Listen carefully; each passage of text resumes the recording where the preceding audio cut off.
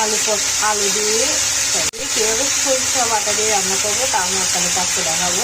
প্রথমে পটলগুলোকে এভাবে কেটে নিলাম, তারপর তেলের মধ্যে একটু ভেজে নেব। পটলগুলোকে এভাবে কেটে হালকা তেলে ভেজে নেব। একটু লবণ, একটু হলুদ দিলাম। সরিষা এবং কাঁচামরিচটা আমি পাটা একটু বেটে নেব।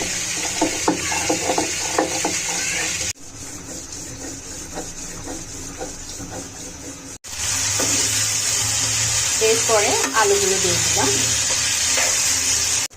দিচ্ছি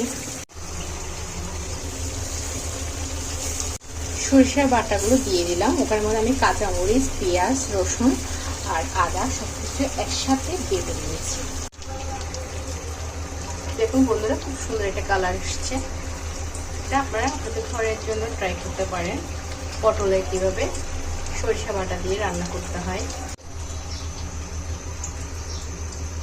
দেখুন বন্ধুরা, কি সুন্দর একটা কালার এসেছে।